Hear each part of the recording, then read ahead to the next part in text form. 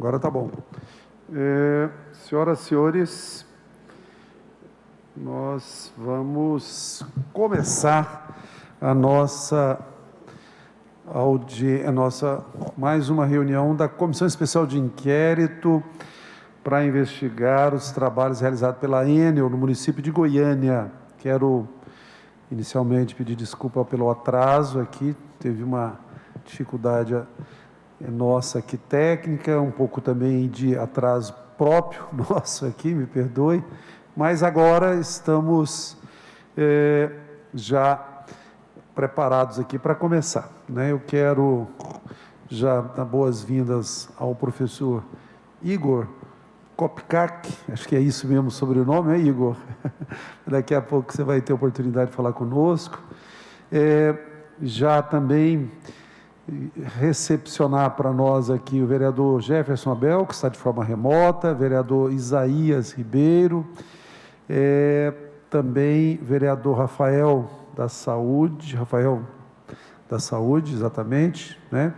Estou vendo esses vereadores, acho que são isso mesmo, né? Larissa, se tiver mais algum vereador, e todos e todas que já estão aqui conosco, né? Estão aqui no plenário e também de forma remota. Nós estamos já aguardando, já para iniciarmos o nosso trabalho, eu quero abrir a palavra, se algum vereador queira usar neste momento. Eu sei que quando está de forma remota é um pouco mais difícil, mas com certeza estamos aqui preparados, né? Então, eu quero deixar aí aberto nesse momento, e assim, o vereador Jefferson Abel estava remotamente, mas resolveu vir aqui para o plenário, que é melhor ainda, vereador, muito bem. O vereador estava programado para fazer a leitura da ata de forma remota, mas vai fazer de maneira presencial. Muito bem. Bom, já para dar sequência, vereador Jefferson Abel, muito obrigado pela presença. Puder ler a ata, por favor, da sessão anterior. Boa tarde, presidente. Para mim é uma honra estar aqui mais uma vez nessa SEI, em qual apuras aí irregularidades da Enel, e que não são poucas, né? Hoje tem algumas coisas aqui para a gente colocar em pauta aqui, importantíssimos, e não tenho dúvida que essa SEI vai contribuir muito com o povo goianiense. Leitura da ata. Ata da 13ª sessão de Comissão Especial do Inquérito, instituída para investigar irregularidades dos serviços prestados pela distribuição, pela Enel, distribuição de Goiás, município de Goiânia, instalada pela Portaria 04 de 30 de abril de 2021, requerimento 669/2021, de 30 de agosto de 2021. Aos 30 dias do mês de agosto, ano de 2021, 30 de 8 de 2021, plenário da Câmara Municipal de Goiânia foi aberta às 14h20, a 13ª reunião ordinária da Comissão Especial de Inquérito, instalada para investigar as irregularidades nos serviços prestados pela Enel. A leitura da ata da reunião anterior foi aprovada por unanimidade, sem reservas, e ato contínuo iniciou-se a oitiva da primeira testemunha, o presidente da Associação do Veracruz, Genésio de Fátima, que registrou melhorias para a região, quais sejam as melhorias na qualidade de serviços de distribuição de energia, alinhamentos de portas de iluminação nas áreas regularizadas e as trocas de lâmpadas queimadas, além de expor a insatisfação com o aumento do custo da energia para os moradores sem a prestação do serviço de qualidade. Para reforçar a importância da CENEL com um canal de interlocução com o povo goiano, além disso, fez uma breve explanação sobre a privatização do serviço de energia, que tem causado muitos prejuízos a famílias e trabalhadores goianos. O Elton também relatou que a empresa chegou a demitir 800 funcionários e começou a priorizar a contratação de empresas terceirizadas, instituídas que coincidem o trabalhador e precarizam as relações de trabalho. A oitiva, na íntegra, está disponível através do link do YouTube, né? Nada mais havendo a se tratar, a reunião foi encerrada. Bom, lida a ata, em discussão, a referida ata, em votação, os vereadores que puderem manifestar. Chegando aqui também para nós, o vereador Bruno Diniz, né? Mais um membro dessa SEI, seja bem-vindo. Bom, senhoras e senhores, nós vamos dar sequência por toda que já conversamos nesse período, né? A SEI da Enel, ela entra na fase já da nossa participação direta, né? Em relação aos estudos que são feitos, há uma preocupação e uma demanda, inclusive, de nós vereadores, vereadoras, entender, todos os moradores da sociedade, entender como é que é uma rede elétrica. Para isso, foi convidado o professor Igor Kopkak, que ele é professor adjunto da Escola de Engenharia Elétrica, Mecânica e de Computação da Universidade Federal de Goiás. Nós vamos abrir para o professor Igor explanar a respeito do sistema de energia aqui em Goiânia, né, baseadamente na questão da Enel, e é claro que o sistema é completo, você acaba discutindo outros assuntos também. Então, eu gostaria já de abrir a palavra. Antes disso, vereador Jefferson. Presidente, eu gostaria aqui, de antemão, de falar sobre um requerimento que eu apresentei na sessão de ontem e pedir aqui aos representantes da Enel que olhassem isso com muito carinho. Ali no setor Itatiaia, tem um buraco que foi feito pela Enel, que era para ser feito a troca de um porte, a retirada, a colocada. Não sei se é que o buraco foi feito e nada, já ali há mais de 6 meses, foi colocado nesse buraco. Então, pessoas estão passando pelaquela calçada e estão correndo risco de se machucar. Inclusive, algumas pessoas já se machucaram ali. Então, fiz o requerimento para que a Enel ou tampasse este buraco, ou de fato colocasse o poste ali para que esse devido buraco foi aberto. Então, eu gostaria de constar em ata essa questão hoje, para que de fato seja resolvido, que é um buraco que foi aberto há 6 meses. É algo que atrapalha e causa risco, né, à integridade física aí da população que ali passa. Registrado, que por favor que conste em ata e que possamos também reforçar o referido requerimento, vereador Jefferson Abel. Como eu dizia, passar a palavra para o professor Igor e, sobretudo, professor Igor, explicar para nós, né, todo como o sistema funciona. Há uma preocupação muito grande dos componentes da SEI, da Enel, em relação a conhecer o sistema. É óbvio que, no meu caso, pessoalmente, eu sou um profissional da área de saúde, então conhecer um pouco de eletricidade vai ser difícil. Mas eu quero passar já de imediato a palavra para o professor Igor, né? E em seguida nós vamos abrir para os questionamentos, colocações dos vereadores. Professor Igor, o senhor tem até 30 minutos sem a parte, o senhor pode usar a palavra. Agradecemos muito pela contribuição aqui na Câmara Municipal de Goiânia, na Comissão Especial de Inquérito da Enel. Bem, então eu agradeço ao convite e para a gente não tomar mais tempo, eu já vou começar a compartilhar aqui a minha tela, que eu trouxe uma apresentação para me guiar aqui. Bom, gente, não é uma tarefa muito fácil a gente falar de sistemas de energia elétrica, porque é um sistema muito grande. Então, eu trouxe aqui uma apresentação dentro daquilo que eu imaginei que poderia ser mais relevante para vocês, no sentido informativo, né? Eu não tenho dados para poder fazer qualquer inferência já sobre aspectos mais específicos dessa comissão de inquérito. Então, o que eu trago aqui é um panorama geral de como funciona o sistema elétrico e alguns dados que eu consegui especificamente da rede da Enel.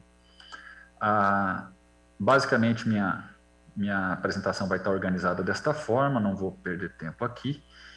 Para aqueles que não me conhecem, eu sou formado em Engenharia Elétrica pela Federal de Mato Grosso. Recém-formado, eu trabalhei na concessionária de energia da rede SEMAT, que tinha assim como hoje a Enel, ela tinha sido recém-privatizada por 1 ano e meio, mais ou menos. Tenho mestrado, doutorado e pós-doutorado pela Unicamp e sou professor da UFG desde 2009, que foi quando eu comecei a ficar com o pé rachado aqui, mudando para essa cidade tão boa. Bom, o que vem a ser, né, como é composto um sistema elétrico. Antes de falar do sistema em si, vou tentar contextualizar um pouco como eram os sistemas e como eles estão hoje, né? Então, até meados da década de 90, as empresas eram predominantemente estatais, assim, as empresas particulares, né, privadas, eram exceção.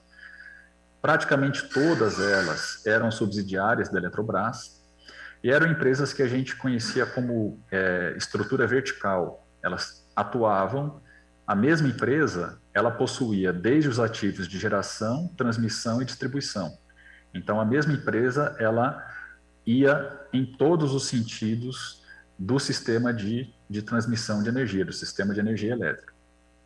A Eletrobras era o agente que operava todo o sistema, centralizava essa organização de funcionamento, especialmente da parte de transmissão, e todo o mercado era um mercado cativo. Então, o consumidor ele não tinha alternativa de comprar energia de uma concessionária que não fosse aquela da área onde ele estava instalado fisicamente. Bom, no final da década de 90, né, a partir de meados da década de 90, no governo Fernando Henrique, começou o processo que foi chamado de reestruturação do setor elétrico, em que houve todo um processo de desverticalização e privatização dessas empresas, né? Desverticalização, inclusive, para poder privatizá-las. E essa desverticalização consistiu na separação em 3 ramos distintos. Então, todas as empresas que atuavam nos 3 ramos foram obrigadas a se desmembrar em CNPJs distintos para geração, transmissão e distribuição. Em 97, aparece a criação da ANEEL, para substituir a gestão que a Eletrobras fazia do sistema. Então, a ANEEL ela passa a ser, então, o agente regulador, né, e fiscalizador do sistema elétrico. Em 98, é criado o Operador Nacional do Sistema, para também substituir esse papel que a Eletrobras fazia.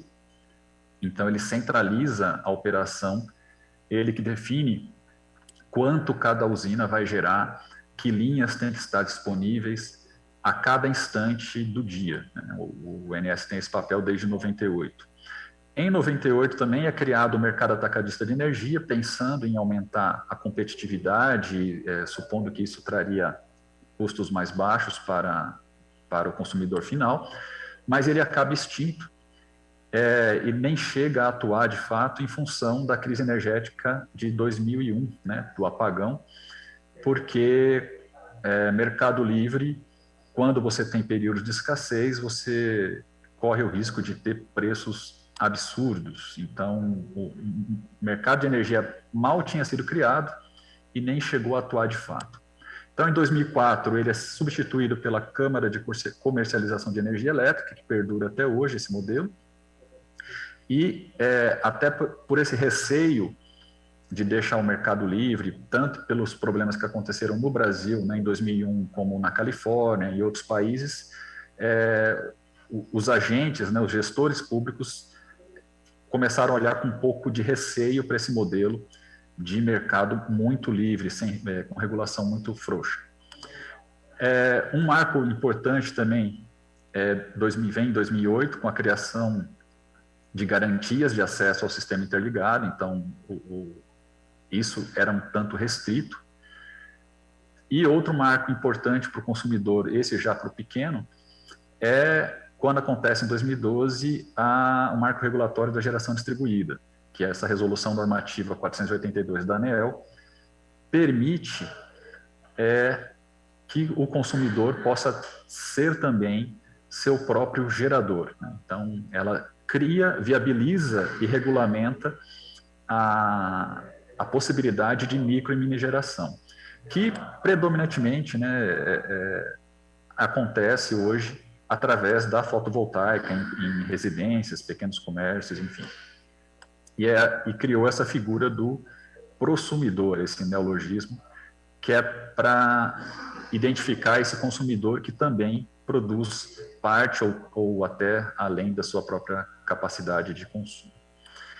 A CELG, dentro deste contexto, ela, em 96, é desmembrada em CELG GT e CELG D, né, foi uma das primeiras concessionárias a passar pelo processo de desverticalização. Em 97, ela vende um dos seus ativos mais importantes, que é a Cachoeira Dourada, né, que é talvez não, era a usina de maior porte do sistema da CELG, mas a venda da CELG-D em si só vem acontecer em 2016, já bem recente agora, né? E aí, especulação minha, eu acredito que as críticas que se seguiram à venda de Cachoeira Dourada minaram, né, o capital político para poder vender a CELG mais ou menos na mesma época, como aconteceu com outras concessionárias de distribuição, inclusive aqui no Centro-Oeste, né? Mato Grosso do Sul foram privatizadas bem antes da CELG. Aqui, para a gente ter um panorama da complexidade e da dimensão do nosso sistema elétrico. Esse mapa ele é a rede, que é chamada de Sistema Interligado Nacional, que não tem todas as linhas de transmissão, todas as linhas de energia do país, mas apenas as linhas que são diretamente operadas pelo ONS, que o ONS determina quem deve estar ligado ou não. Esse sistema, ele, de certa forma, por ter dimensão continental, ele impacta bastante no custo da nossa tarifa. Porque dá para perceber aqui que a gente tem o atendimento de energia a distâncias muito grandes, né? Qual que é a diferença hoje, por exemplo, nós estamos vivendo uma crise hídrica com relação a 2001, é justamente o reforço nessa malha de transmissão, de tal forma que as diversas regiões geoelétricas do país conseguem trocar energia, de tal forma que o centro-sul do país, que é onde estão concentradas as principais usinas hidrelétricas, possa ser socorrido pelos demais sistemas, né, norte, nordeste e sul.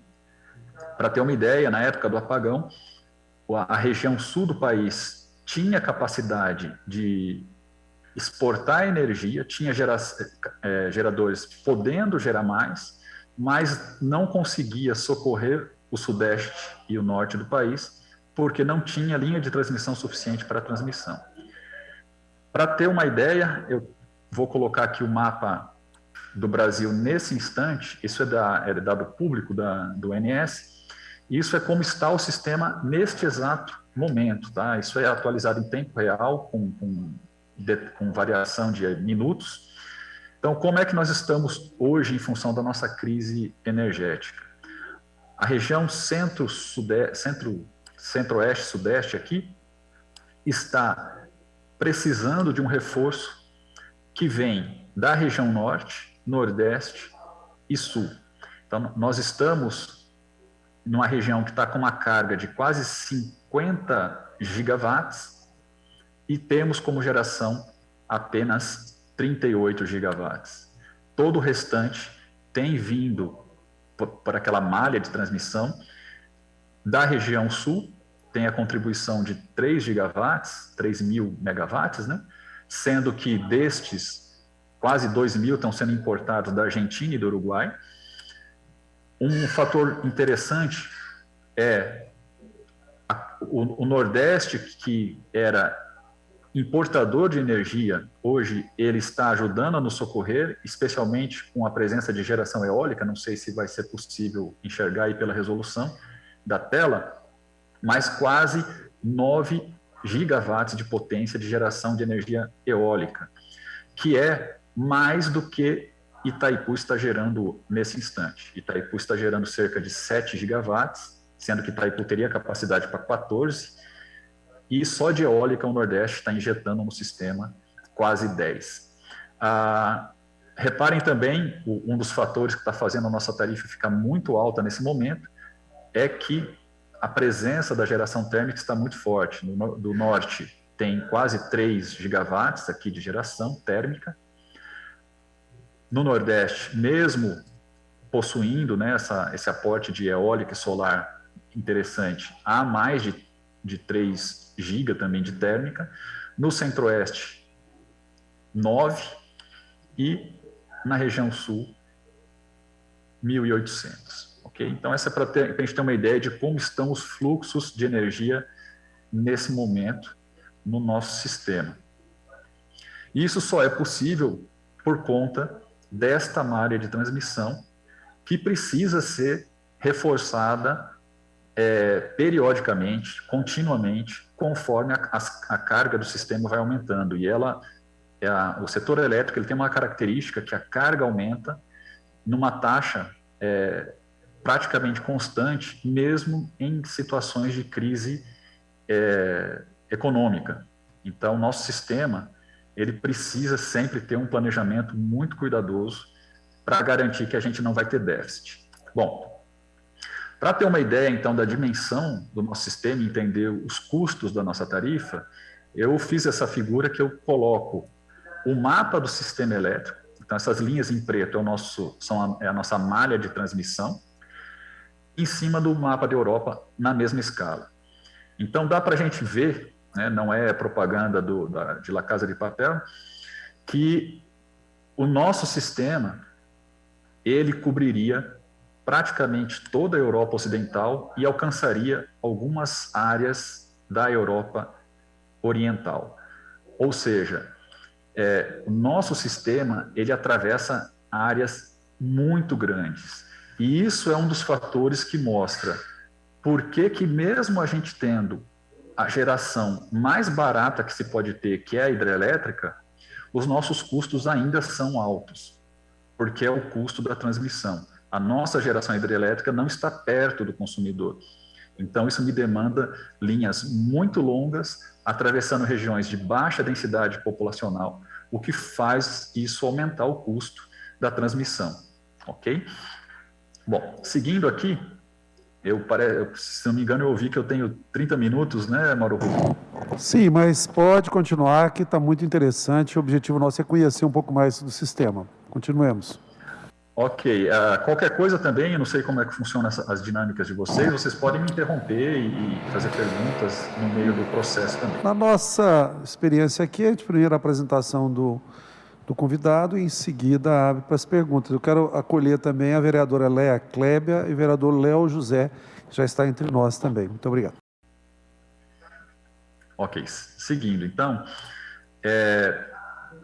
daquele mapa, né, para a gente tentar entender um pouco mais como é que se dá essa geração e transmissão, essa figura ela está um pouco pequena, mas o que vem a ser o sistema em si?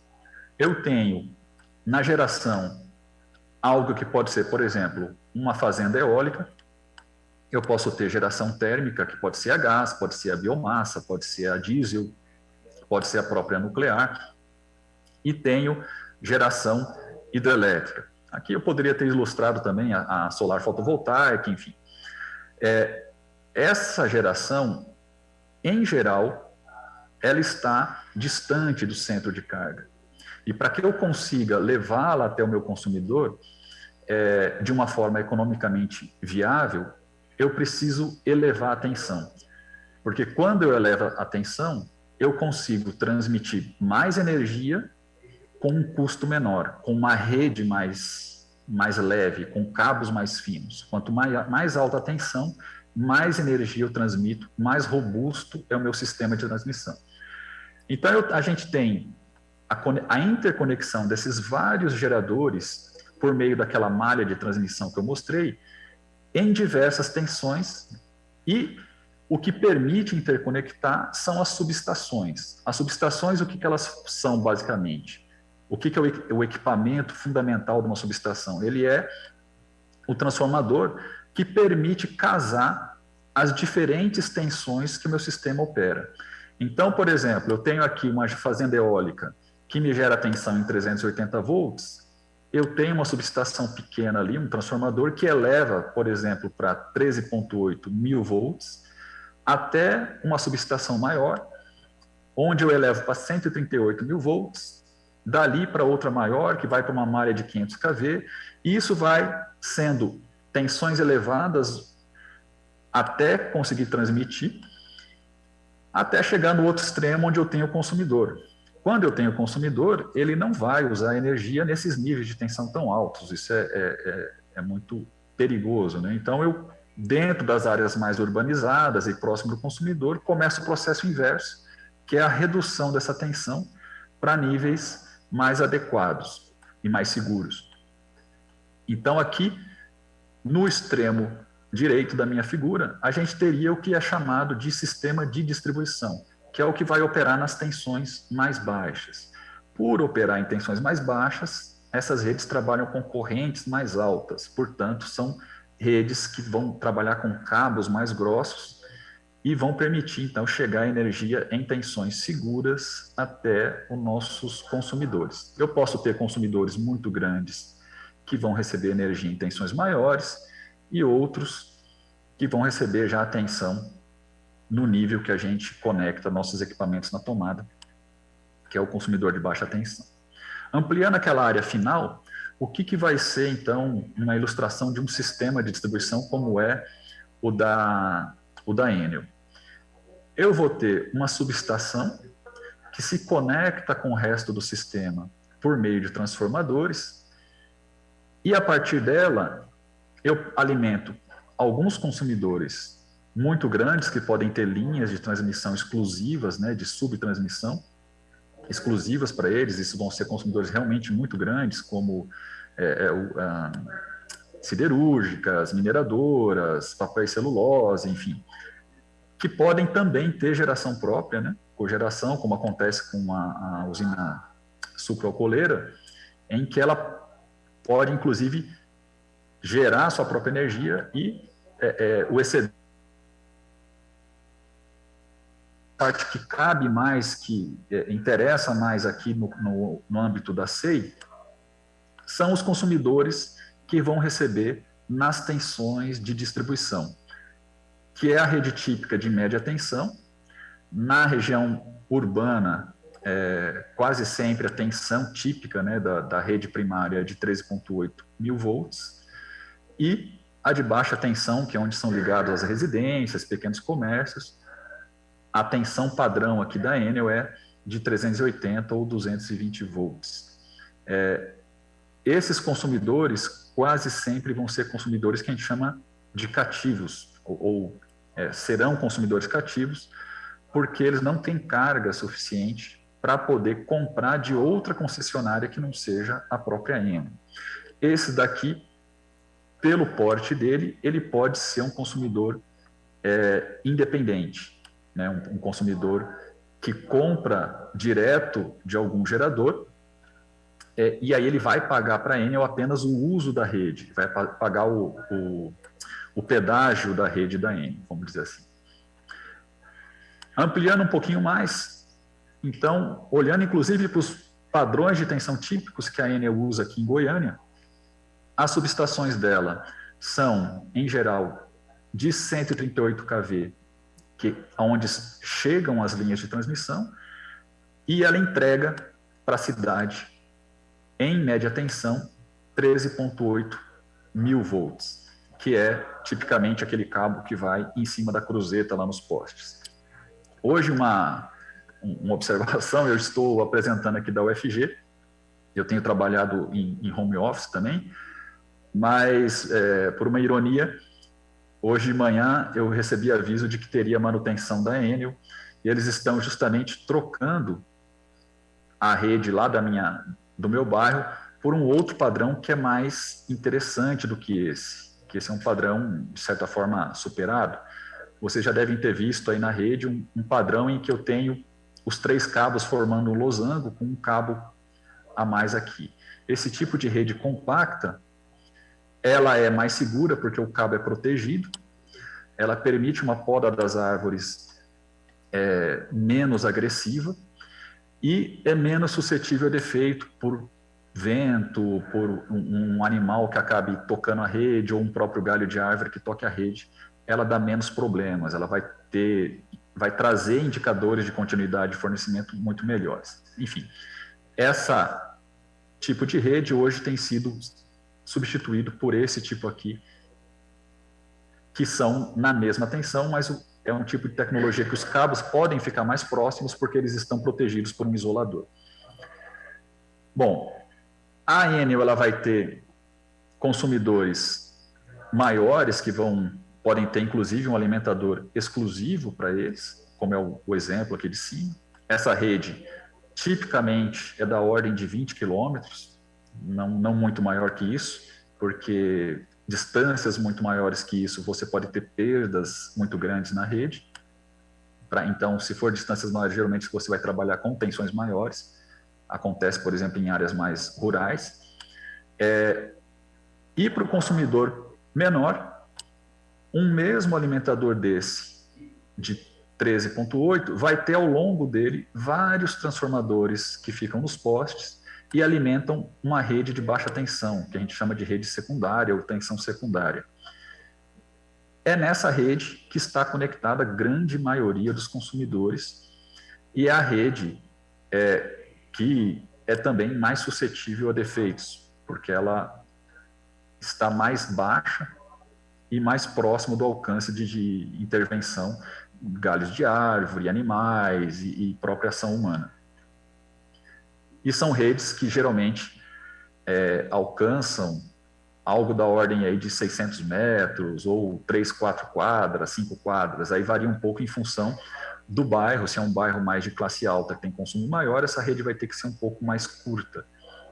Cada transformador vai atender menos consumidores, mas consumidores que consomem mais. Se é uma região de um bairro mais popular, um mesmo transformador consegue atingir uma distância maior, porque a demanda não o sobrecarrega e nem sobrecarrega a rede. Okay? E aqui ilustrando também, a gente hoje tem essa possibilidade do pequeno consumidor ter a geração própria, né?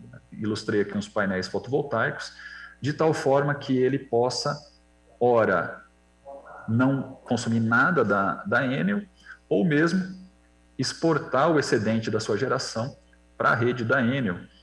E isso pode ser consumido localmente pelos outros consumidores que estão aqui conectados à mesma rede, ou até chegar à rede de transmissão. Vamos lá. Falando um pouquinho mais da rede da Enel em si. Então, olhando esse mapa, a região de concessão da Enel é quase 340 mil quilômetros quadrados e atende um total de consumidores de mais de 3 milhões de consumidores, né? E aí estão todos, desde residências, comércios e tudo mais. Somente essas duas áreas em cinza não fazem parte da área da Enel Goiás, que é a Companhia Hidrelétrica de São Patrício, se não me engano, acho que esse é o nome, que é uma área de concessão própria, e o Distrito Federal. Então, a gente tem aqui essas várias sub-regiões do estado, né, Uruaçu, Iporá, Rio Verde, que, de forma geral, tem uma área muito grande com uma concentração pequena de clientes. E, por outro lado, a gente tem Goiânia, que representa apenas menos de 0,5% da área total de concessão, né, de atuação da Enel, mas concentra quase 23% de todos os seus clientes.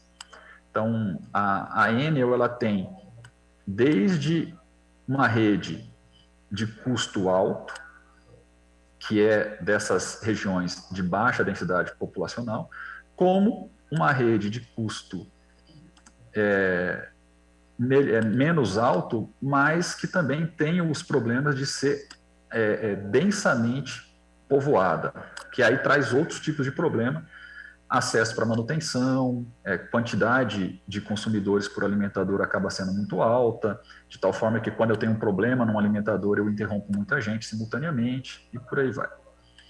Ainda fazendo comparações, alguém tinha me comentado, né, nas conversas preliminares antes dessa minha fala, falou, poxa, a Eni é uma empresa italiana, por que a energia lá é barata e aqui é cara, né? Então, eu trouxe aqui uma comparação do mapa de Goiás com a Itália.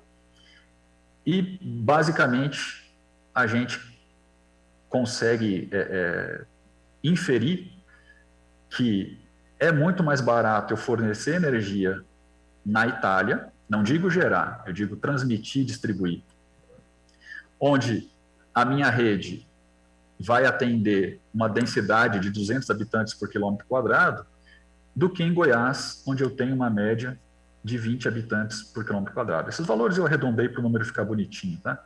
Mas é cerca de 10 vezes maior a densidade populacional da Itália em relação à área de Goiânia, que é mais ou menos equivalente em quilômetros quadrados, né? A Goiânia ainda é um pouco maior. Então, isso também, não querendo defender a concessionária, mas falando em termos de sistema elétrico, isso faz com que o custo da transmissão de energia, da distribuição de energia no Brasil seja mais caro que em outros países. Bom, falando mais especificamente sobre a composição, então, do sistema da Enel, em Goiânia, né, em particular em Goiânia, ele é composto por um anel, uma rede que forma um anel, conectando subestações de 138 kV, que pertencem à Enel Goiás. Essas subestações, né, essa rede, ela tem uma complementação de subestações que eram da antiga CELG, quando era uma empresa única, mas que ficaram para o lado da CELG GIT, 230 kV, portanto não são diretamente operadas pela Enel.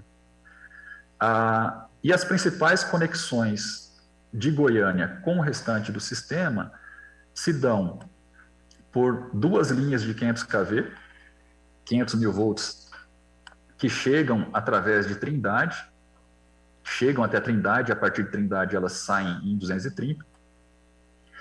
Há uma conexão de uma subestação bem antiga e importante, que é a subestação Bandeirantes, que fica em Aparecida de Goiânia e pertence a Furnas. Ela trabalha com linhas de 345 kV.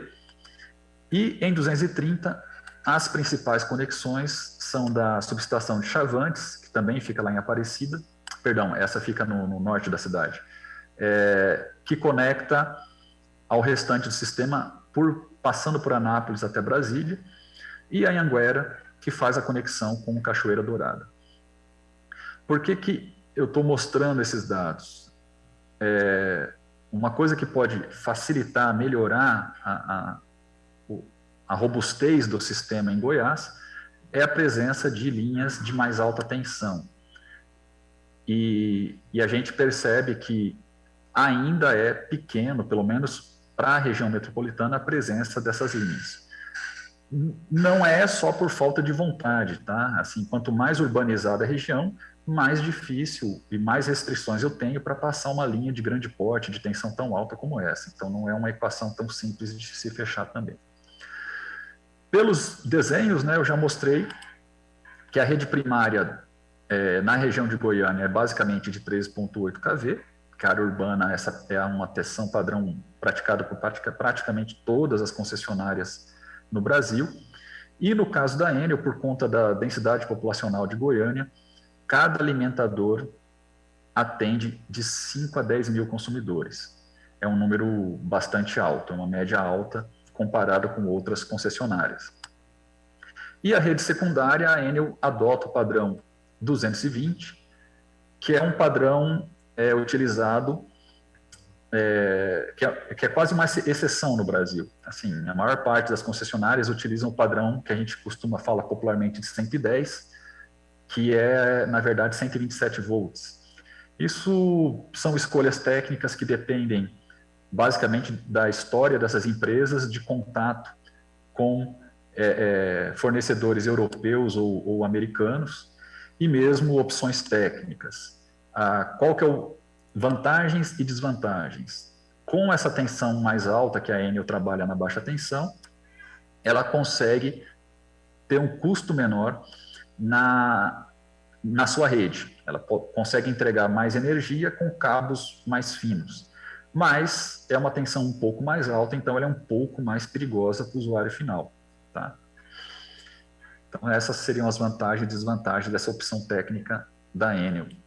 Na verdade, ela herdou da Celg, né? Ela não mudar isso hoje implicaria trocar todos os transformadores do sistema de distribuição e os equipamentos dos consumidores que já são comprados para 220. Né? Então, hoje é inviável fazer essa mudança.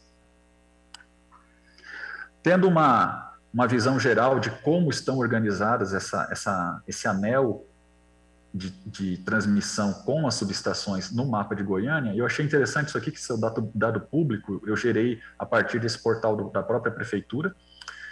Então, a gente tem aqui, eu complementei com algumas informações que eu tive que buscar, que nem tudo que está aqui aparece lá nos filtros. Em azul, essas estrelinhas são as subestações de 138 kV da própria Enel. Em vermelho são as de 230 kV da Celg GT. E em verde está aqui a de Furnas, né, que é a subestação Bandeirantes, que é em 345 kV. Então, por que se faz esse tipo de anel? Para que, se eu tiver defeito em algum desses trechos, a energia possa circular e atender aquela mesma subestação por um caminho alternativo. Quanto mais malhado, quanto mais interconexões entre essas subestações existirem, melhor e mais confiável é o meu sistema, porque eu tenho redundância nos caminhos que a energia pode transitar. Agora, isso é mais custo e numa cidade densamente ocupada como Goiânia, eu passar uma nova linha não é algo trivial, né? Isso impacta em diversos agentes sociais, políticos e econômicos. Assim, uma anedota, eu me lembro de uma ex-aluna que uma vez entrou em contato comigo pedindo, falou, professor, eu preciso de um parecer seu. Eu falei, como assim, que parecer? Porque estão querendo passar uma linha de transmissão aqui no nosso bairro e vai desvalorizar nossas residências, nossos imóveis, essa linha. Eu falei, olha, a energia tem que chegar por algum lugar, né? Assim, dar um parecer só por um pedido, né? A gente teria que fazer um estudo. Enfim, só para ilustrar como não é simples. A infraestrutura sempre desse porte não é uma coisa fácil de se fazer. Bom, eu tentei esboçar aqui, não ficou muito bom, confesso, quais são as principais conexões ou da onde vem a energia para Goiânia. Então, do tronco de interconexão entre o setor centro-oeste, né, a região centro-oeste e norte, tem a linha de 230 da subestação Chavantes, que vai até Samambaia, no Distrito Federal, passando por Anápolis. A gente tem a de Bandeirantes, que também vai até Brasília, se interconectar com o sistema de 500 kV. Vindo aqui por Trindade, essa é uma conexão muito recente, são duas linhas de 500 kV que vêm de Rio Verde e saem de um tronco, de um ramal que vai até o norte de Mato Grosso, e de Trindade vem então duas de 230, aliás 3, né, chegando aqui na região norte e sul da cidade. A Cachoeira Dourada chega na Anhanguera e Itumbiara chega aqui também na Bandeirantes, em 345 kV. Um detalhe que eu deixei de comentar, voltando aqui para o desenho anterior, que é um pouco mais limpo, reparem também que as subestações, ou esse anel de transmissão que atende Goiânia, ele está deslocado para o sul da cidade. Isso tem a ver com a dinâmica de ocupação de Goiânia, que historicamente cresceu para o sul, né, emendando com Aparecida, e tem grandes consumidores na região industrial de Aparecida. em detrimento da região norte, que começou a crescer de uma forma mais recente agora. Então, por isso, possíveis consumidores na região norte podem sentir mais a dificuldade com a rede aqui do que consumidores da região sul, onde, por conta da história de ocupação da cidade, as subestações já foram sendo preparadas, né? A rede foi sendo preparada para atender esse crescimento. Então, a expansão da Enel que precisa acontecer é agora para atender esse povoamento que está começando a aumentar, né, na região norte da cidade. Bom, ainda ilustrando, aqui já pegando um mapa do ONS, Goiânia aqui pequenininha, mostrando um pouco mais em detalhe como que ela está conectada ao sistema mais forte, ao sistema mais confiável, que é o de 500 kV. Então, atualmente, o que chega mais perto é essa linha de Rio Verde até Trindade. E existe, né, esse mapa ele é o horizonte 2024, portanto, quero crer que essa linha aqui está planejada para estar em operação construída até 2024, que deve ser um reforço muito interessante, que vai conectar a subestação lá de Trindade até Silvânia, fechando um outro anel aqui de 500 kV, que vai ter mais alternativas de circulação de energia para, havendo defeito numa linha dessa, eu tenho um caminho alternativo para a energia continuar chegando na nossa cidade. Aqui, para ilustrar um pouco também, Goiânia está relativamente longe das grandes usinas, né?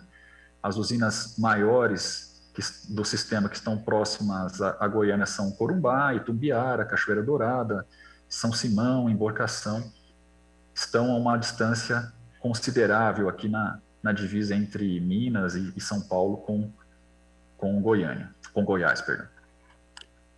Isso torna também mais caro chegar a energia em Goiânia.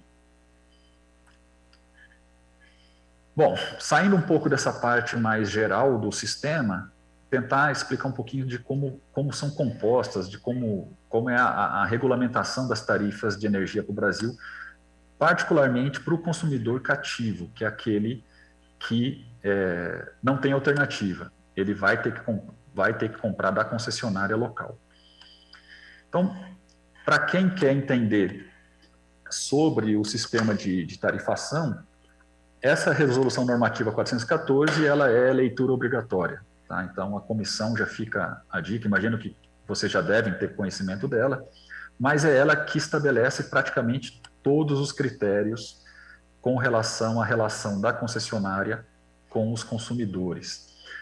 Embora ela seja de 2010, ela já foi alterada por diversas outras resoluções mais recentes, mas manteve-se esse mesmo nomenclatura ao invés de editar uma nova resolução. Quero crer que a ideia é deixar fácil para o consumidor relembrar aonde que ele tem que buscar, fica esse número aí fácil de gravar. Bom, então essa resolução, ela define coisas como a tensão em que eu vou atender o meu consumidor, o que, de certa forma, acaba por definir qual é o enquadramento tarifário dele, qual a classificação do meu consumidor, o que vai definir possíveis subsídios ou descontos na tarifa daquele consumidor. Por exemplo, um rural paga mais baixo do que um residencial, irrigação paga ainda mais baixo, iluminação pública também tem incentivos, enfim. Define quais são os prazos para atendimento, ligação, religação, vistorias, todos os prazos relacionados ao atendimento da concessionária ao consumidor estão todos descritos e estabelecidos nessa resolução. Quais são as modalidades tarifárias praticadas no Brasil, como se dá o enquadramento, como se dá a medição de energia, quais são os serviços que a concessionária pode cobrar, como vai ser aferida a qualidade do fornecimento. Isso impacta em possíveis ressarcimentos ao consumidor quando a concessionária não atende esses índices, a qualidade do atendimento ao público, idem, e como se dá o ressarcimento por danos elétricos. A resolução é longa, ela tem muito assunto, aqui eu destaquei aqueles que eu acho que são mais interessantes para o momento. Isso daria para a gente ter uma discussão específica só sobre isso. Antes de entrar especificamente na tarifa, perdão que eu estou molhando um pouco a garganta aqui. A gente precisa definir alguns conceitos, que são parâmetros que a concessionária vai requisitar do consumidor para saber em que tensão que ela vai conectá-lo e que modalidade tarifária que ela vai enquadrá-lo.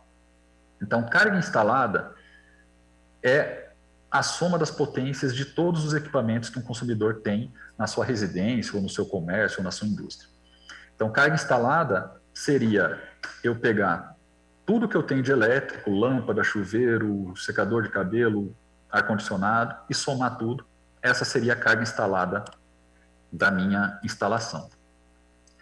Demanda, e aí num sentido amplo da palavra demanda, ela vai ser a potência que a minha instalação elétrica efetivamente requisita da rede em função do que eu tenho ligado na minha casa, ou no meu comércio, enfim. Então, qual que é a diferença da carga instalada para a demanda? A demanda, normalmente, ela vai ser menor que a carga instalada, porque eu não tenho todas as lâmpadas simultaneamente ligadas, eu não tenho todos os chuveiros simultaneamente ligados, não tenho todos os equipamentos simultaneamente ligados.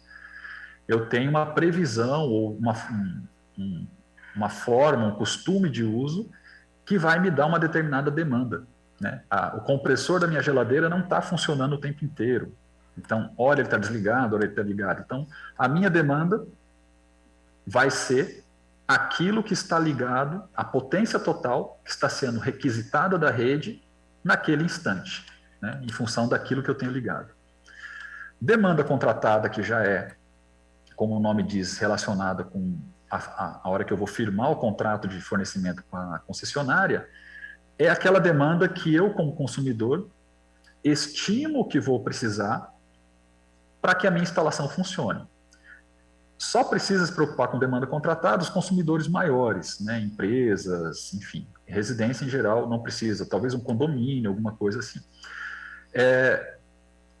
E nesse sentido, eu faço uma previsão do tipo, olha, a minha empresa, para eu produzir, sei lá, queijo, em determinados momentos eu vou ter ligado a câmara frigorífica, uma bomba, um agitador, um outro aquecedor.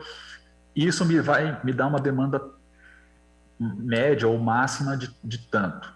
Bom, então eu tenho que informar para a concessionária que eu preciso ter garantida essa demanda. Então eu contrato essa demanda. A concessionária fica obrigada a me garantir essa demanda, mas, por outro lado, se eu usar menos do que essa demanda, eu pago pela contratada.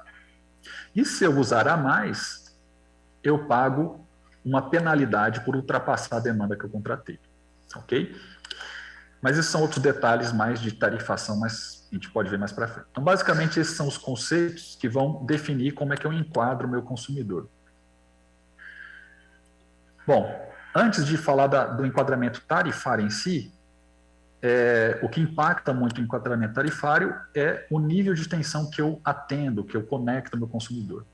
Então, quando que eu vou atender um consumidor em tensão secundária, ou seja, na rede de baixa tensão, que eu chamo de consumidor do grupo B, são todos aqueles que têm carga instalada inferior a 75 kW. Então, esses consumidores, a rigor, serão conectados àquela rede de baixa tensão que está lá no poste, mais embaixo. Baixa tensão e também está fisicamente mais baixa, com altura menor. E fornecimento em tensão primária, ou seja, em alta tensão, na tensão de distribuição, 13.8 mil volts,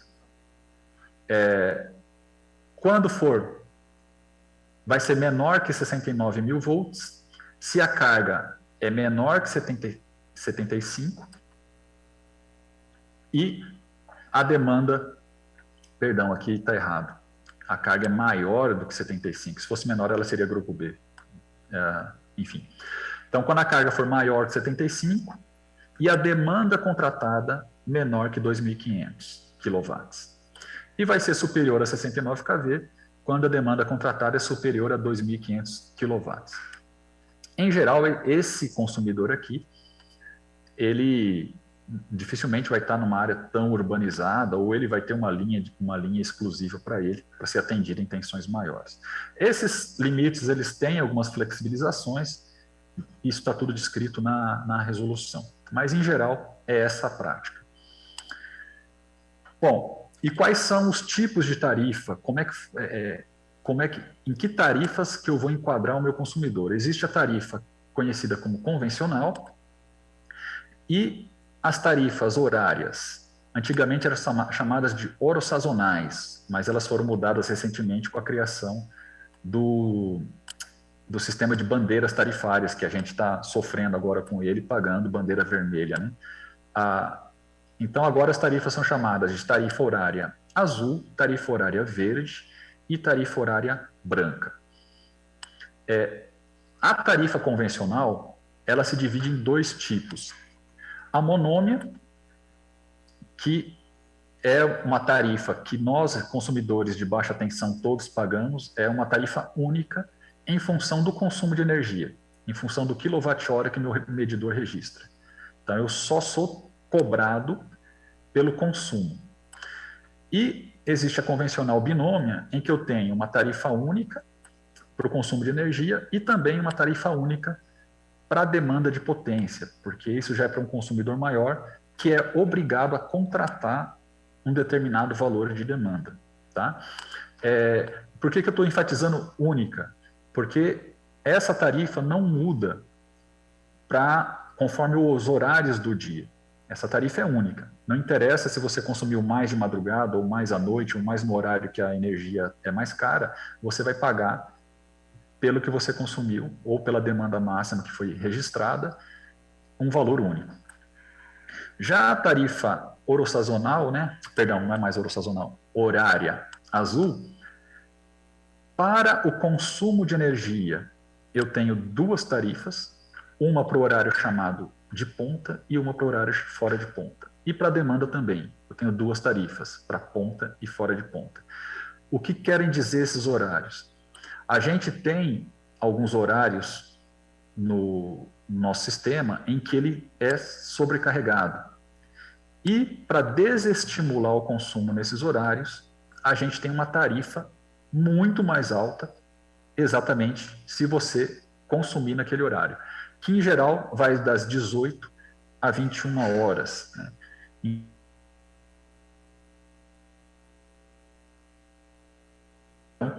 Que era para tentar também deslocar um pouco a carga desse horário, que é um horário que o sistema está mais sobrecarregado. Então, esse consumidor grande, que vai ser enquadrado na tarifa horária azul, ele é desestimulado a consumir no horário que o sistema está mais carregado, por uma tarifa alta no horário de ponta e uma tarifa mais atrativa no horário chamado fora de ponta. Tarifa verde é muito parecida, mas ela só tem diferenciação horária para o consumo de energia. Para a demanda, ela é única e independente do horário que ocorreu a maior demanda, você vai pagar um valor único por mês. E a tarifa branca é uma tarifa bastante recente, que ela não tem a parte de cobrança de demanda, mas ela também diferencia o valor da tarifa conforme o horário que eu consumo. Para quem é mais velho, isso é parecido com um sistema de telefonia fixa antigo. Os mais jovens acho que não vão pegar essa analogia. Antigamente, a telefonia era assim: se você usasse o telefone no horário comercial, a tua tarifa era muito alta, você pagava muito caro por uma ligação. No horário entre meio-dia e 1 da tarde, você pagava uma tarifa um pouco mais baixa. No horário depois das 9 da noite até acho que 6 da manhã, alguma coisa assim, a tarifa era muito mais barata.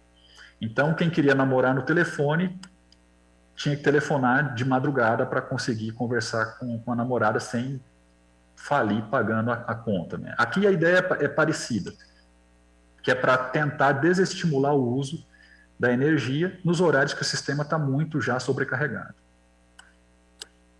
Bom, como é que eu enquadro, então, o meu consumidor dentro dessas 4 tarifas, desses 4 tipos de tarifa? O consumidor de baixa tensão, ele vai ser enquadrado na tarifa convencional monômia, de forma compulsória e automática. Ele pode, se solicitar, se quiser, optar pela horária branca, que é aquela em que ele pode pagar um valor bem mais baixo para o consumo fora dos horários caros, mas se ele usar nos horários de ponta, ele vai pagar um preço bem mais salgado. Então, teria a opção, depende de estudo, né? Não é simples, você não pode simplesmente fazer essa mudança, e como é uma tarifa branca, acredito que são poucos consumidores que já tenham feito a opção por esse tipo de tarifa. Já os consumidores do grupo A rigor, alta tensão é tarifa horária azul. Mas, se ele tem demanda menor que 300 kW e a tensão que ele é atendido é menor que 69 kV, ele pode optar pela convencional binômia, ou seja, que ela não tem diferenciação pelo horário de ponta e fora de ponta, é uma tarifa única para consumo e uma tarifa única para demanda. Já para a horária verde, tarifa horária verde, quem pode optar por ela é quem tem demanda superior a 300 kW, mas continua com tensão menor que 69 kV. Então, ele pode optar por essa verde, que tem diferenciação ponta e fora de ponta para consumo, mas tem uma tarifa única para demanda. E a tarifa azul ela vai ser compulsória para todo consumidor ligado em tensão superior, igual ou superior a 69 kV, que são realmente os consumidores bem grandes, que aí ele vai ser faturado olhando-se todas, tanto demanda quanto consumo, ponta e fora de ponta. Possíveis descontos que os nossos consumidores podem ter conforme a regulamentação vigente, né? E esses descontos, embora bem-vindos e justificáveis, eles impactam a tarifa daqueles que não se enquadram nessas classes, porque quem vai pagar esse subsídio para que o outro possa pagar menos é o conjunto dos demais consumidores. Então, para a subclasse residencial de baixa renda, a parcela do consumo até 30 kWh tem um desconto na tarifa de 65%, a parcela que ele entrar de 30 a 100, um desconto de 40%, e de 100 a 220 kWh, 10%. Dependendo do estado, ele pode ter também descontos no ICMS. Aqui em Goiás, se não me engano, tem, confesso que eu esqueci de olhar esse detalhe de qual é o desconto do ICMS para o consumidor de baixa renda. Muitas vezes é até isento, tá? Já a classe rural, se é um consumidor alimentado em alta tensão, ele tem um desconto de 6%, e se for baixa tensão, 18%. Se, além de rural, né, ele for um consumidor irrigante e aquicultor, que use a energia em horário especial, ou seja, que use a energia entre as 9h30 de um dia até as 6 horas da manhã do outro, que é o horário que o nosso sistema elétrico está menos carregado, ele pode ter um desconto considerável a mais. Então, se ele é de alta tensão, ele pode ter um desconto de 80% na tarifa, independente da quantidade de energia que ele consome. E se for do grupo B, 67%, mas que pode ser cumulativo, né? Se além de ser irrigante, ele tiver em área rural, ele acumula com esses 18%, que vai chegar a um patamar aí de 73%, se eu não errei nas minhas contas aqui. Para empresas de água, esgoto e saneamento, há um desconto fixo também aí de 9%. Outros descontos que eu achei interessante trazer é que a nossa atual legislação, a regulamentação, ela incentiva fontes alternativas de energia. Então, o gerador de energia que é de fonte incentivada, ou seja, que é de uma das fontes que faz parte desse programa de incentivo, que pode ser biomassa, pode ser eólica, pode ser pequena central hidrelétrica, enfim, ele pode ter um desconto de 50% até 100% na tarifa de uso do sistema de distribuição. Como ele é gerador, ele não compra energia da concessionária, ele paga só pelo acesso à rede dela, para usar a rede dela para injetar essa energia no sistema e ela chegar a quem ele está exportando essa energia. Então ele pode ter o desconto na tarifa de uso do sistema até 100%. E o consumidor livre, aquele consumidor grande, que mesmo conectado à rede da Enel, resolve contratar energia, por exemplo, de uma usina de álcool e açúcar, ele pode ter até 100% também de desconto no uso da rede da concessionária, por estar fazendo um contrato direto com um gerador que produz energia de forma mais limpa, né? Que está dentro dessa categoria aqui de fonte incentivada por esses programas aqui. Bom, vamos lá. Como que se compõe, então, a nossa tarifa? É muita informação, né, gente? Mas a gente pode voltar aqui se vocês precisarem também. Olhando para o mais simples, que é a monômia, a tarifa hoje vigente da Enel, o consumidor residencial está perto aí de 55 centavos por quilowatt-hora, isso sem os impostos, né? Desses 55 centavos, cerca de 25 centavos é o que a gente chama de tarifa de energia, TE, ou seja, é o valor que não fica para a Enel, que ela repassa integralmente para o gerador de quem ela comprou a energia. Então, de 55 centavos aproximadamente 25 centavos vão diretamente para o gerador. Ela recebe do consumidor, mas repassa. E o que a Enel recebe, de fato? É que seria equivalente ao frete, né? O custo da energia sair do gerador e chegar até a tua porta, chegar até a tua tomada. Que desses 55 centavos é cerca de 30 centavos é o que fica para a Enel. Aplicando os impostos, eu fiz uma conta rápida aqui, o ICMS aqui no estado para a energia elétrica está em 29%, e PIS/COFINS varia mês a mês, ele não tem um cálculo tão simples, eu chutei aqui, de fato, 3%, pode ser um pouquinho a mais, um pouquinho a menos, de tal forma que, para o consumidor, o que ele vai pagar, de fato, está na faixa aí de 81 centavos por quilowatt-hora. Desses 81, 32% ou cerca de 25 centavos são impostos, que é o próprio ICMS/COFINS, PIS/COFINS, os 25 centavos que vão para o gerador, que é a tarifa de energia, e os 30 centavos, que é o TUSD, tarifa de uso do sistema de distribuição, é o que de fato fica para a Enel. Tá? Deste valor aqui, a Enel vai remunerar o sistema de transmissão, vai pagar pelo acesso que ela tem ao sistema de transmissão e vai pagar os seus custos operacionais todos e ter seu próprio lucro. É daqui que ela tira tudo. Bom, quais são os custos que estão embutidos nesses parâmetros, nesses três valores? A aquisição de energia, que é a própria TE, uso do sistema de distribuição, uso do sistema de transmissão, perdas técnicas e não técnicas.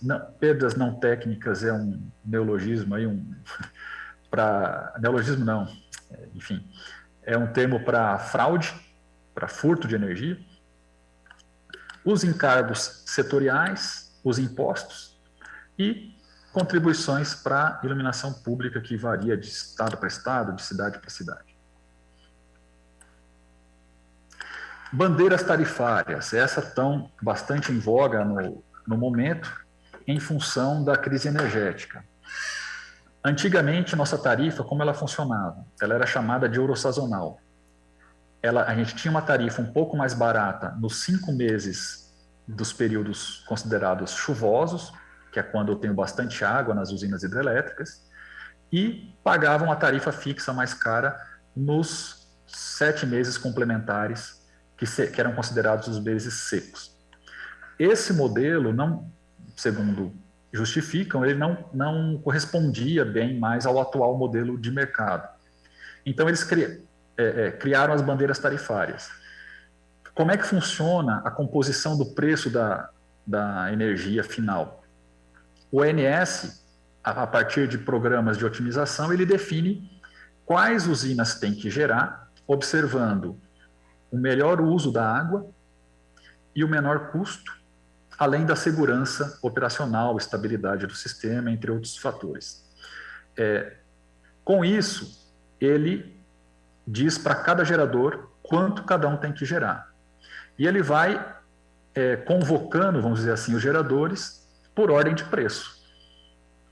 Quando eu não tenho um gerador à disposição, como é o caso agora, que a gente está com muita hidrelétrica sem poder gerar sua capacidade total por falta de água, ele vai acionando o próximo da lista, que são geradores que estão na fila atrás por ter custos mais altos.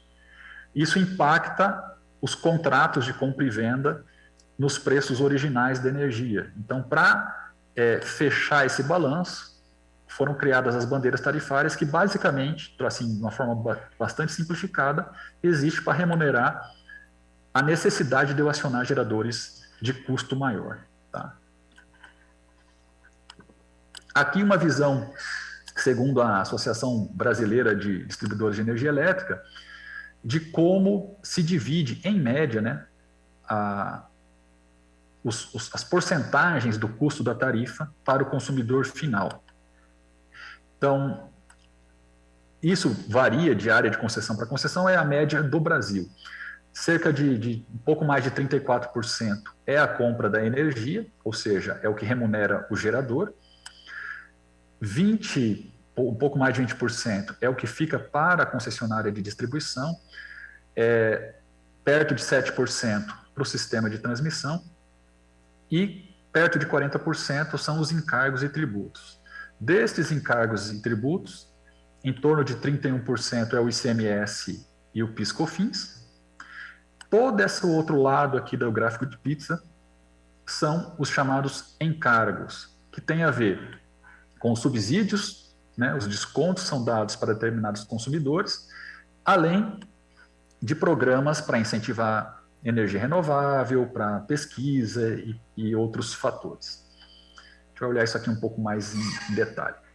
Então, quem são esses encargos setoriais? Tá? Aqui nós vamos destrinchar um pouquinho este lado de cá do gráfico, que está em azul. Né? Então, existe a conta de desenvolvimento energético, que engloba incentivo a fontes alternativas, universalização do acesso. Então, nós, das regiões mais urbanas, pagamos um pouco mais caro para que alguém que está lá distante da rede possa ter energia pagando um preço que não inviabilize a conexão dele à rede. Então, isso são as políticas de universalização.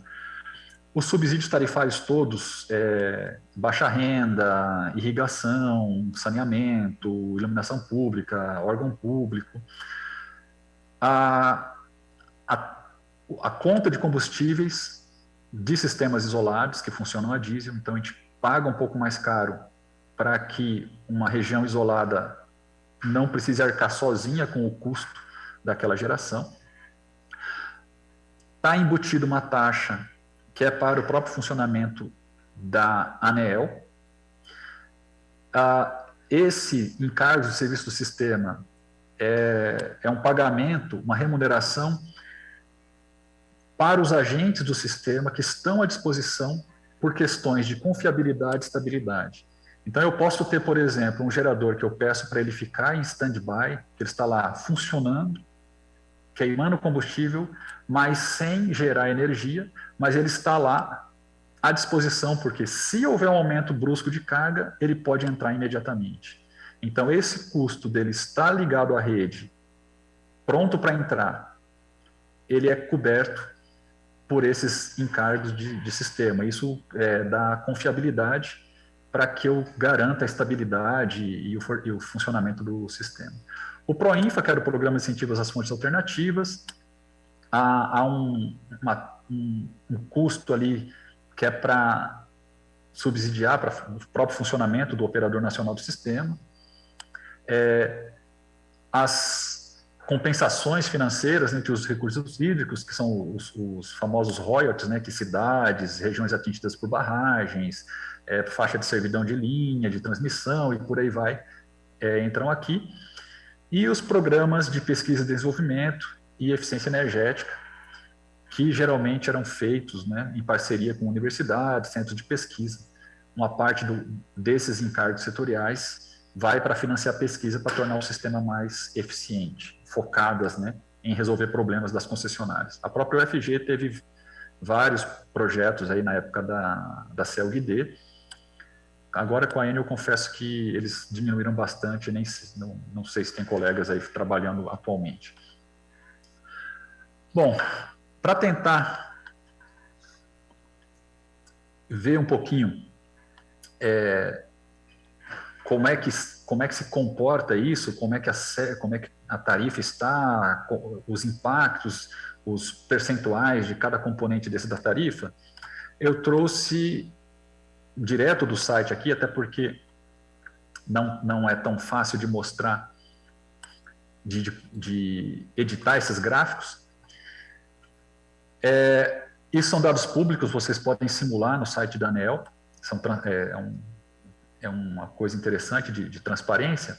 Isso aqui é a evolução não sei se vai dar para estar visível para vocês em função da qualidade da imagem, mas é de 2010, a hora que eu ponho o cursor aparece maior, até o final aqui, que é 2021, a evolução dos custos, dos vários custos que compõem a tarifa da Enel, tá? Então, o maior aqui, que dá para perceber que cresceu nos últimos anos, é a parcela referente à remuneração da geração, né? Essa parte em um azul mais escuro, um cinza escuro, ela é a parte de remuneração da energia.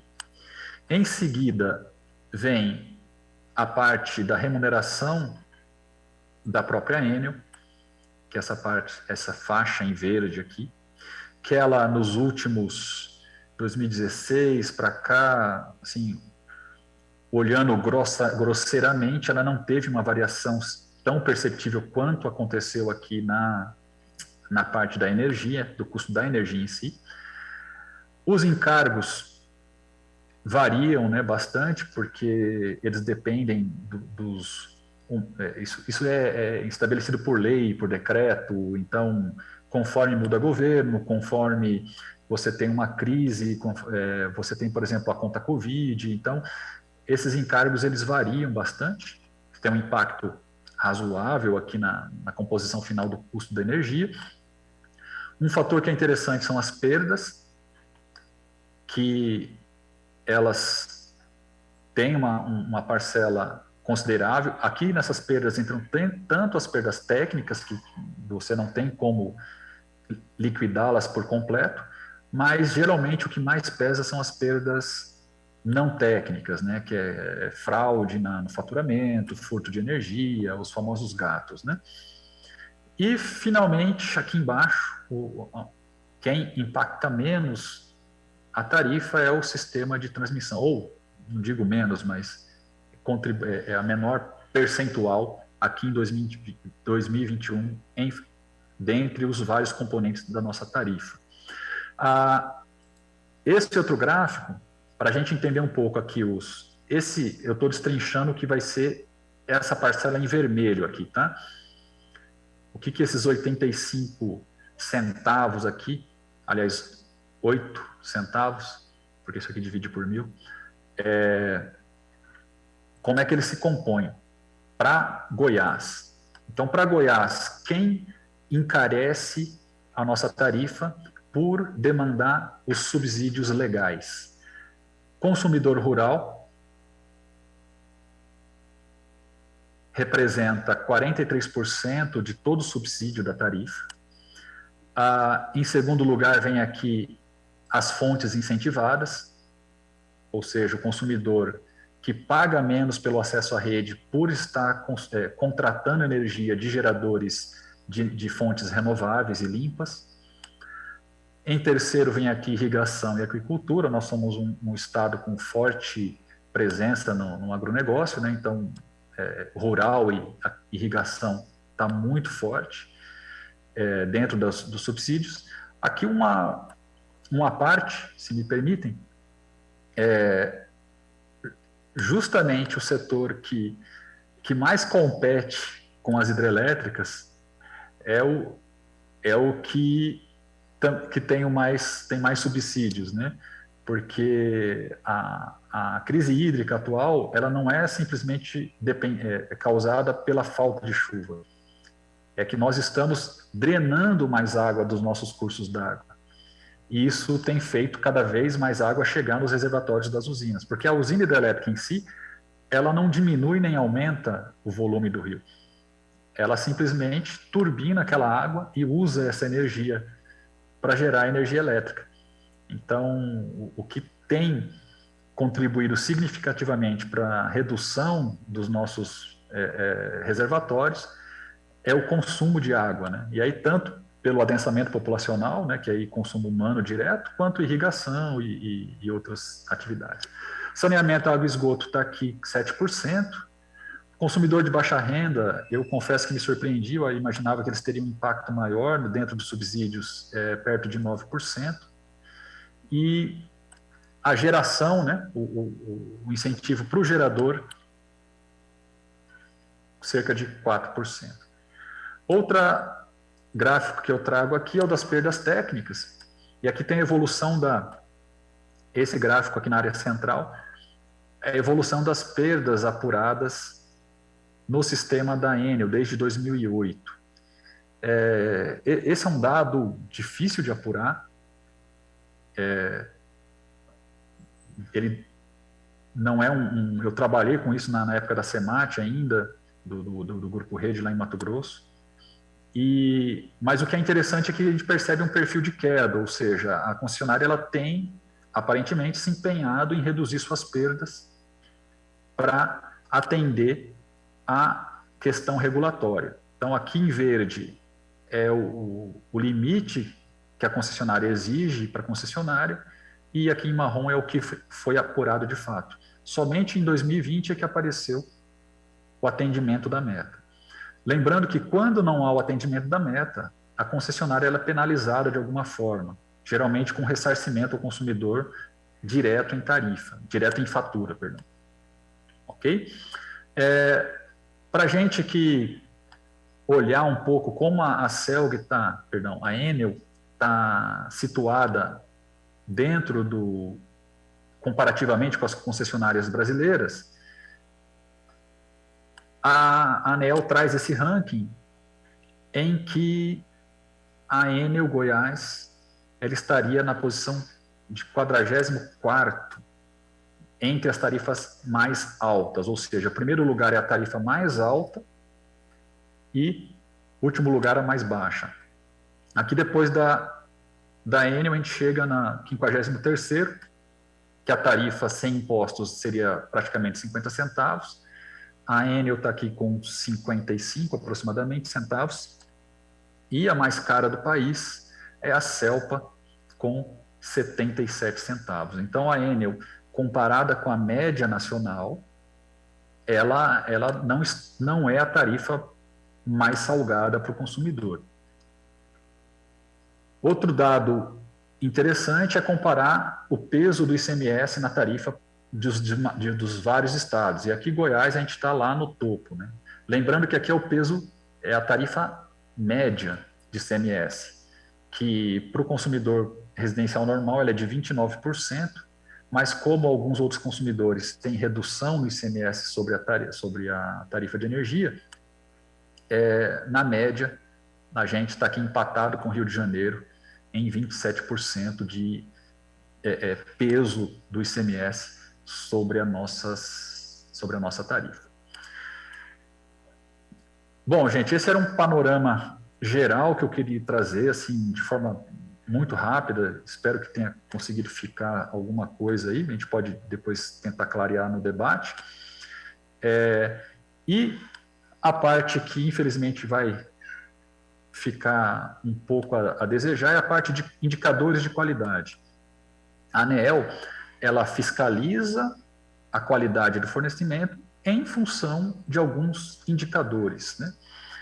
Eu vou mostrar os principais, que vou deixar depois, também é dado público, que está na rede, no site da ANEEL. Eu vou abrir aqui um PDF, porque essas figuras não estavam muito boas para eu trazer direto para a apresentação. Então, olha só, existem 2 indicadores de qualidade que são, vamos dizer assim, os mais relevantes: o FEC e o DEC. FEC é frequência de interrupções, ou seja, quantas vezes eu interrompo, que seja por 1 segundo, o fornecimento de energia ao meu consumidor. E isso é por número de interrupções. Por que esse dado é importante? Para o consumidor residencial, para um comércio pequeno, você ter uma interrupção, às vezes, de 1 segundo, 2 segundos, pode não ter impacto quase nenhum para esse consumidor, em termos de qualidade do funcionamento da sua residência, do seu comércio. Agora, para o industrial, que normalmente eu tenho uma planta de produção que ela precisa ser toda sincronizada, às vezes 1 segundo de interrupção implica que a minha planta vai ficar parada por horas para limpar os equipamentos e depois restartar, né, essa planta passo a passo para sincronizar de novo todos esses equipamentos. Então, esse indicador ele é importante porque ele independe do tempo que dura a interrupção. Ele é número de interrupção. Desligou, foi 1 segundo, foi meio segundo ou foi 3 horas, ele conta 1. Então, esse gráfico, ele o site da ANEEL ele permite um horizonte máximo de até 5 anos de dados. Então, ele vai de 2016 a 2021. Então, em 2016, em vermelho é o limite que a ANEEL exige da concessionária, que ela deve ficar abaixo, e em azul é o que foi efetivamente medido, aferido pela concessionária. Então, a gente vê que tem uma tendência de melhora e que aqui na região, já perto de 2021, esses índices estão já praticamente atendendo o limite estabelecido pela ANEEL, pela agência reguladora.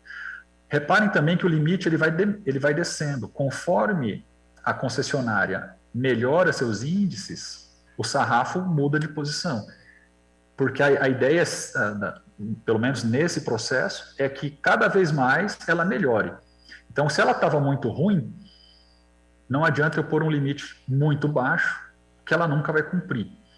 Mas se ela se aproximou do limite que eu coloquei, eu baixo mais um pouco para forçá-la a continuar investindo, não parar de investir na qualidade e na manutenção adequada da rede. Essa é a ideia. Como é que eu leio esse dado? 22 interrupções, 21 interrupções é o que está mostrando aqui em setembro de 2016. Significa que de agosto de 2015 a setembro de 2016, meus consumidores da Enel tiveram, em média, 22 interrupções de energia no ano. Ok? O outro dado é quanto à duração das interrupções. Não basta eu olhar quantas vezes elas ocorrem, que é o DEC, eu preciso olhar quanto ela dura.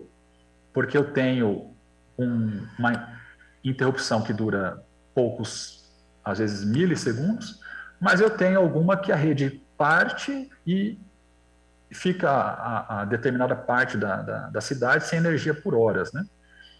Esse índice, dá para ver que ele ainda está longe do limite, né? Está acima do limite, mas que ele também mostra uma tendência de melhora. Isso é um bom sinal, é um sinal de que a concessionária está investindo na melhoria da sua rede, numa manutenção mais adequada. Mas ela ainda não atende perfeitamente esses índices. E, novamente, como é que eu leio? Por exemplo, aqui, julho de 2021, está algo próximo aqui de 16 horas de interrupção. Significa que, em média, os consumidores da Enel, no período de um ano entre junho de 2020 e julho de 2021, ficaram, em média, 16, 18 horas sem energia no ano, tá? E o limite aqui está perto de 11, 12, alguma coisa assim. Outro gráfico interessante é esse daqui, que é o tempo médio de atendimento das ocorrências. Isso é impactado diretamente pela capacidade da sua central de atendimento e da quantidade de viaturas e equipes que ela tem para atender essas emergências. Então, a gente percebe uma certa irregularidade aqui no comportamento.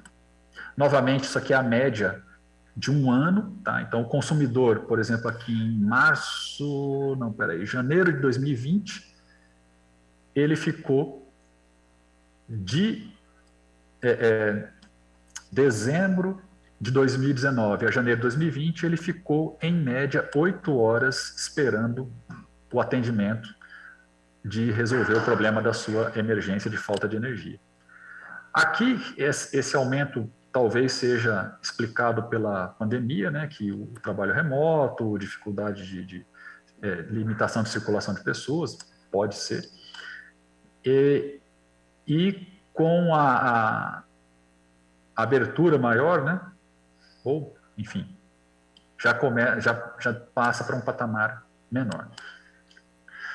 Isso é o horizonte de um ano, ou de 5 anos, e um pouquinho mais, para ver com um pouquinho mais clareza essas informações, eu gerei o mais recente que tem disponível no site da ANEEL, no sistema que gera essa informação.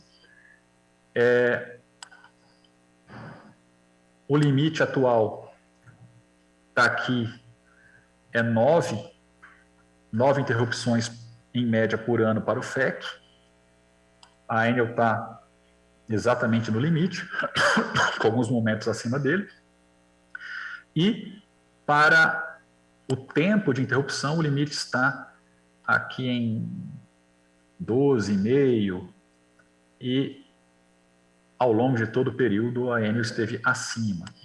Isto reflete em ressarcimento ao consumidor. Aqueles consumidores das áreas em que ela... Isso aqui, gente, é a média geral do estado, tá? Não é só Goiânia. Então, pode ser que algumas áreas, alguns bairros, ela fica dentro do limite e outros não. Naqueles locais onde ela não ficou dentro do limite, e esse limite também varia de região para região, uma região mais rural, esse limite é maior, eu permito mais horas de interrupção e mais frequência de interrupção, enquanto áreas mais urbanas eu permito menos. Tudo tem a ver com a facilidade ou não de acesso da equipe para resolver o problema. Mas para as áreas onde ela não consegue atender os limites, no mês seguinte, ela é obrigada a ressarcir o consumidor. Então, talvez você já tenha reparado na sua fatura de energia, às vezes aparece um item diminuindo do valor da cobrança da tua tarifa, em função de não atendimento de DEC, FEC ou FIC, que são esses indicadores, ou algum outro indicador que a concessionária não atendeu. Ok? Bom, isso é basicamente o que eu preparei para trazer, gente. Eu me estendi bem além do prazo que acho que vocês tinham pensado para a minha apresentação. Deixa eu ver aqui que eu uso um pouco o Zoom. Fazia tempo que eu não usava e agora eu não sei como é que eu paro minha apresentação aqui tá bom. Para a gente poder abrir para o debate. Ô, senhor, o que eu estou fazendo aqui? Stop share. Ótimo. Bom, professor Igor. Então, gente, obrigado por hora e devolvo a palavra aí para o Mauro Rubem. Não, senhor Igor, primeiro, muito obrigado. Foi uma aula importante para todos nós, estava curioso para começar a entender a rede, né, e informações que eu julgo importante, porque o sistema como um todo tem tido uma tendência de melhora, isso é importante. Eu quero, aqui de maneira rápida, até pelo avançado do nosso horário, daqui a pouco nós temos que encerrar já, né, daqui a pouquinho, mas mesmo assim eu gostaria de abrir a palavra para os vereadores que queiram usar, né, usar agora para fazer os questionamentos. Tem alguns questionamentos aqui no chat também, mas eu já abro a palavra então para os vereadores que queiram falar. Eu gostaria, enquanto os vereadores já vão ajustando aí as perguntas, professor, eu vou fazer aqui umas 2 ou 3 perguntas, quem sabe o senhor pode já ir respondendo, e assim nós temos um aquecimento dos demais que estão falando, né? Qual que é a idade da rede elétrica nossa aqui? Isso interfere? Porque eu estou falando bem de maneira bem grotesca mesmo, né? A rede na capital, em Goiânia, o senhor tem essa informação?